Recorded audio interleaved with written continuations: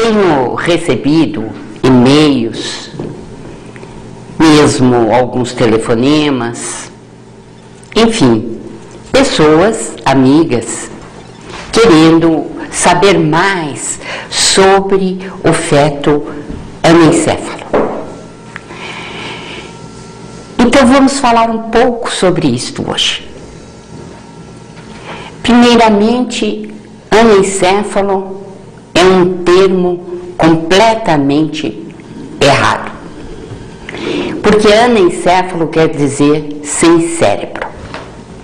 Para começo de conversa, tu tem cérebro. O anencéfalo não é anencéfalo de fato, ele tem cérebro.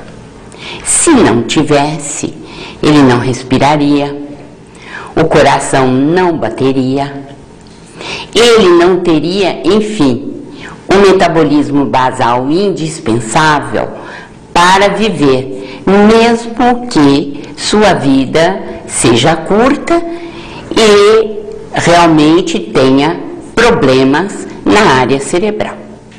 Então, que problemas são esses da área cerebral? Ele não tem o córtex em geral, mas tem a parte vegetativa, a parte inconsciente. Aquela parte bem primitiva do cérebro que permite ao coração bater, permite o pulmão receber o ar, permite, enfim, o metabolismo do organismo que está se formando. Então, o anencéfalo tem uma parte do cérebro, não tem outras partes do cérebro. Há quem o considere sub-humano.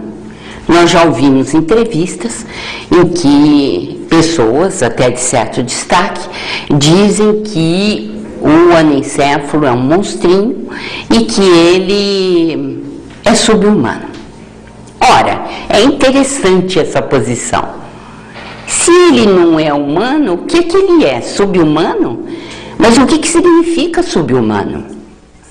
É interessante também porque os órgãos deste anencéfalo são muito cobiçados, inclusive os implantes. Ora, se ele consegue formar os órgãos de um modo geral e tem apenas um problema na área cerebral, ele deve ser considerado como sub-humano? É uma incongruência muito grande.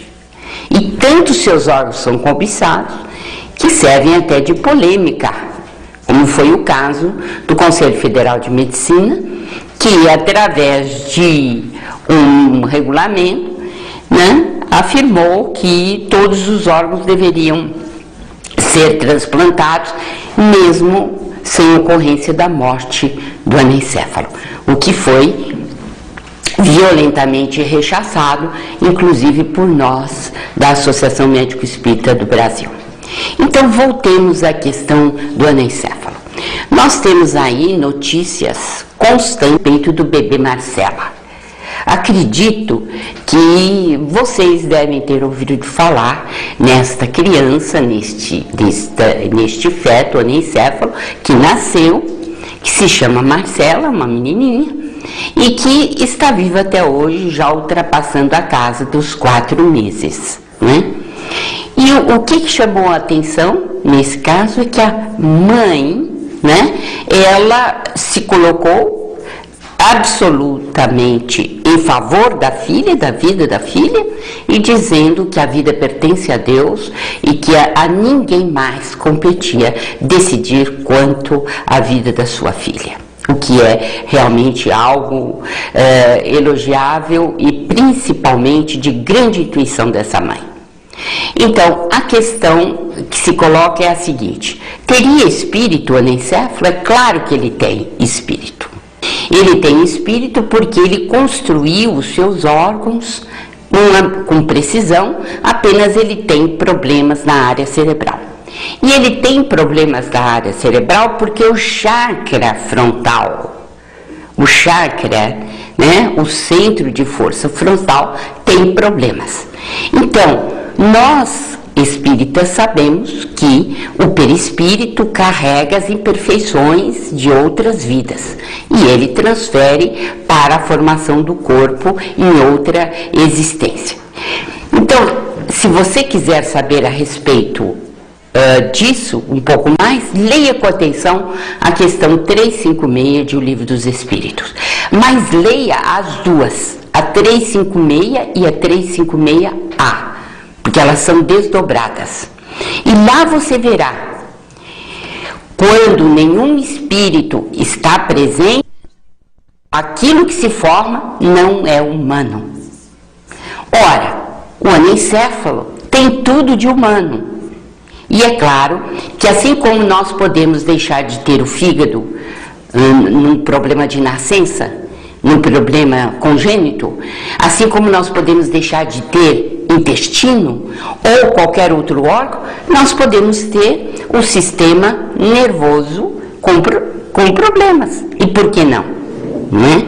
Então, a 356 diz claramente que existem formações fetais que se dão sem a presença do espírito. Mas somente a presença do espírito é que dá a qualidade humana ao feto. Então, onde se pode concluir que os fetos teratológicos, aqueles fetos sem nenhuma formação humana, aquilo que nós poderíamos considerar um pastor ou um monte de células sem finalidade, isso seria algo que não teria espírito para levar adiante, mas não o anencéfalo. De modo que nós devemos continuar lutando com todo o carinho, com todo o amor, com toda a nossa força em favor da vida do anencéfalo.